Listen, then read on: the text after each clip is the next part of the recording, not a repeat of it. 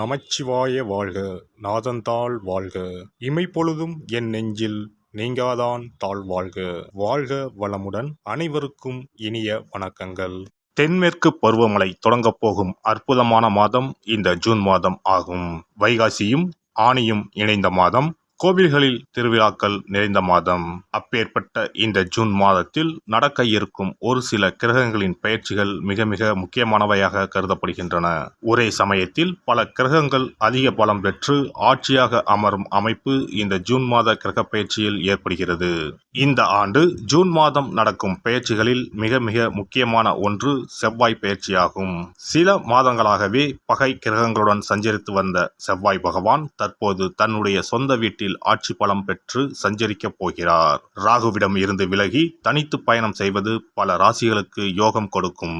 June 1ஆம் தேதியே செவ்வாய் பகவான் மேச ராசிக்கு இடப்பெயர்ச்சி ஆகின்றார். சுக்கிர பகவான் ஜூன் மாதம் 12ஆம் தேதி மிதுன ராசிக்கு இடப்பெயர்ச்சி அடைகிறார். இது லட்சுமி நாராயண யோகத்தை ஏற்படுத்தும். சூரிய பகவான் ஜூன் 15ஆம் தேதி மிதுன ராசிக்கு பெயர்ச்சியாகிறார். இது ஆனி மாத பிறப்பை குறிக்கும். மிதுன ராசியில் பெயர்ச்சியடையும் புதன் பகவானால் 3 ராஜயோகங்கள் உண்டாகும். சனி பகவான் மாத இறுதியில் அதாவது ஜூன் மாதம் 30ஆம் தேதி வக்கர பெயர்ச்சி அடைகிறார். சனியின் பார்வையில் செவ்வாய், சனி மற்றும் செவ்வாய் ஆட்சி பலம் போன்றவைகளால் சில நெருக்கடிகளை உண்டாக்கும். குரு பகவானின் சுப பார்வை கன்னி ராசியில் இருக்கும் கேது பகவானின் மீது படுவதால் ஒவ்வொரு ராசிக்கும் குறிப்பிடத்தக்க மாற்றங்கள் ஏற்படும். இந்த கிரக பெயர்ச்சிகளின் காரணமாக மிதுன ராசியில் புதாதித்ய யோகம், சுக்கிராதித்ய யோகம், கஜலட்சுமி ராஜயோகமும் உருவாகிறது. இதன் காரணமாக சில ராசிக்காரர்களுக்கு அதிர்ஷ்டமும் பணவரவும் பதவி உயர்வும் தன வரவும் கிடைக்க வாய்ப்புள்ளது. இனி உங்கள் ராசிக்கான பலன் என்ன என்பதனை பற்றியும், அசுப பலன் ஏற்படுமாயின் ராசிக்காரர்கள் வழிபட வேண்டிய தெய்வம், மேற்கொள்ள வேண்டிய பரிகாரம் என்ன என்பதனை பற்றியும் காண்போம். சிம்ம ராசி அன்பர்களே, உங்கள் ராசிநாதன் சூரிய பகவான் 10ஆம் இடத்தில் தொழில் ஸ்தானத்தில் உள்ளார். சூரிய பகவான் குருவுடன் இணைந்திருப்பது ஒரு சிறப்பான அமைப்பாகும். இம்மாதம் மனதில் குழப்பமின்றி மனத்தெளிவுடன் இருப்பீர்கள். இதுவரை இருந்த தடுமாற்றம் இருக்காது. எண்ணிய ஆசைகள் நிறைவேறும். நல்லது அதிகம் நடக்கும் மாதமாக இம்மாதம் இருக்கும். சிம்ம ராசிக்காரர்களுக்கு வராது என நினைத்த பணம் வந்து சேரும். இம்மாதம் பணம் உங்களை தேடி வரப்போகிறது. வரும் பணத்தை சேமிக்கும் எண்ணம் உருவாகும். ஜூன் 15ஆம் தேதி பிறகு சூரிய பகவான் பெயர்ச்சியானது உங்களுக்கு லாபத்தை அதிகம் தரும். தொழில் வியாபாரம் சிறப்பாக இருக்கும். வியாபார விரிவாக்கம் செய்வீர்கள். புதிய கிளை தொடங்குவீர்கள். செய்யும் முதலீட்டில் லாபம் இரட்டிப்பாகும். செல்வ செழிப்போடு இருக்க போகும் மாதம் இம்மாதம். ராசியில் 2இல் இருக்கும் கேது உங்கள் குடும்பத்தில் பல பிரச்சனைகளை தந்து வந்தார். கடன், பணத்தட்டுப்பாடு, குடும்பத்தில் விரிசல் என துன்பத்தில் இருந்து வந்தீர்கள். தற்போது குரு பகவான் 2இல் உள்ள கேதுவை பார்ப்பதால் இதுவரை இருந்த பிரச்சனைகள் அனைத்தும் குரு பகவான் சரி செய்வார். பணத்தட்டுப்பாடு குறையும். கணவன் மனைவிக்கு இடையே இருந்த கருத்து வேறுபாடுகள் நீங்கும். குடும்பத்தில் மகிழ்ச்சி நிலவும். ராசிக்கு 7ஆம் இடத்தில் சனி இருப்பதனால் கணவன் மனைவி உடல் ஆரோக்கியத்தில் மட்டும் கவனம் தேவை. சிறு சண்டைகள் வரலாம். விட்டு கொடுத்து செல்வதால் நன்மை உண்டாகும். பேச்சில் கவனம் தேவை. கூட்டுத் தொழில் புரிவோர் சற்று கவனத்துடன் இருக்க வேண்டும். நண்பர்களோடு அளவோடு பேசுவது நல்லது. இம்மாதம் நண்பர்களுக்கு எவ்விதமான பண உதவியோ ஜாமீன் கையெழுத்தோ போட வேண்டாம். மீறி செய்தால் பாதிப்பு உங்களுக்குத்தான். திருமணம் ஆகாத ராசிக்காரர்களுக்கு இம்மாதம் திருமணம் கைகூடி வரும். நல்ல வரன் அமையும். 9ஆம் அதிபதி செவ்வாய் பகவான் 9ஆம் இடத்தில் இருப்பதனால் தந்தையின் உதவியும் அவரால் அவர் வழி பூர்வீக சொத்தும் கைக்கு வரும். அதிர்ஷ்டம் தேடி வரும் அற்புதமான மாதமாகும். வேலை தேடுவோருக்கு நல்ல வேலை அமையும். வேலை மாற்றம் உண்டாகும். இடமாற்றம் உண்டாகும். அரசாங்க வேலைக்கு காத்திருப்போருக்கு நல்ல செய்தி வந்து சேரும். உங்கள் ராசிக்கு 10ஆம் அதிபதி 11ஆம் இடத்திற்கு வருகிறார். ஜூன் மாதம் 12ஆம் தேதி சுக்கிர பெயர்ச்சி ஆவதால் செய்தொழிலில் வெற்றி, லாபம் என பல சந்தோஷங்களை தரப்போகிறார். 11ஆம் அதிபதி 11ஆம் இடத்திற்கு வருவதால் ஆசைகள் நிறைவேறும். உடன் பிறந்தவர்களுடன் இருந்த மனக்கசப்பு நீங்கும். அவர்களின் ஆதரவு முழுமையாக கிடைக்கும். 2ஆம் திருமணத்திற்கு முயற்சி செய்வோருக்கு இம்மாதம் சாதகமாக அமையும். இம்மாதத்தை பொறுத்தவரை சனி பகவான் தரும் சிறு சிறு பிரச்சனைகளை தவிர மற்ற கிரகங்கள் அனைத்தும் நல்ல பலன்களையே தருகின்றன. 12ஆம் இடத்திற்கு வரும் புதன் பகவானால் விரயங்கள் உண்டாகும். விரயம் என்றால் சுப விரயமை தவிர வீண் விரயம் அல்ல. வீட்டிற்கு தேவையான பொருட்களை வாங்குவீர்கள்.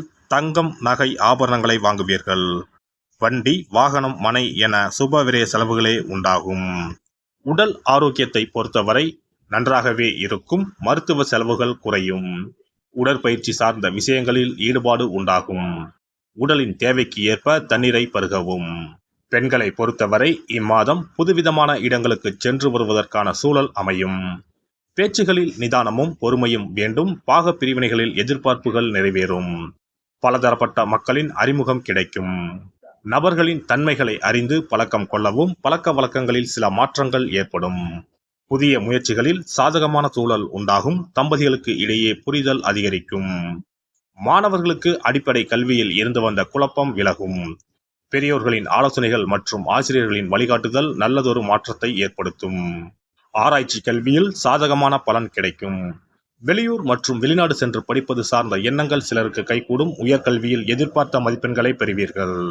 அரசியல்வாதிகளுக்கு தோற்றப்பொழிவில் மாற்றம் ஏற்படும்.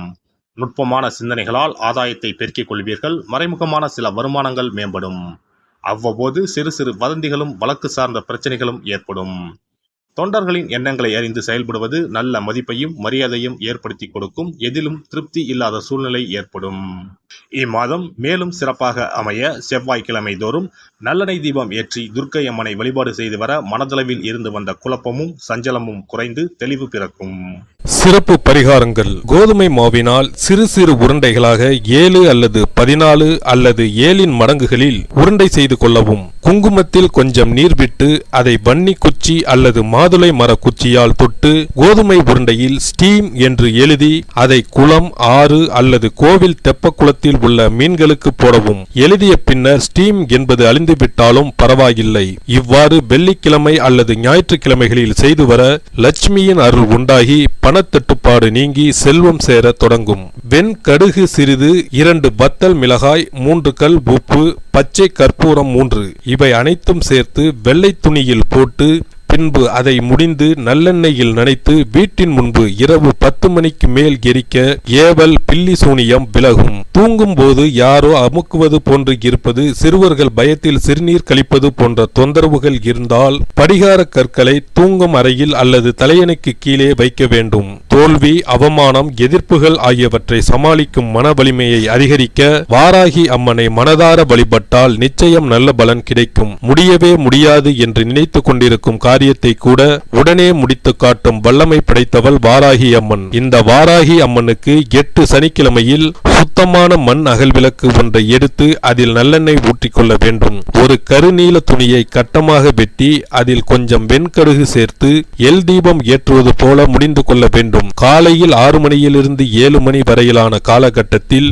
அல்லது இரவு 8 மணியிலிருந்து 9 மணிக்குள் இந்த பரிகாரத்தை செய்துவிட வேண்டும். இந்த வீடியோ பதிவு உங்களுக்கு பிடித்திருந்தால் லைக் பண்ணுங்க, கமெண்ட் பண்ணுங்க, ஷேர் பண்ணுங்க, மறக்காம சப்ஸ்கிரைப் பண்ணுங்க, பக்கத்துல இருக்கிற பெல் பட்டனை கிளிக் பண்ணுங்க. நன்றி, வணக்கம். ஓம் நமச்சிவாய. சிவாய நம.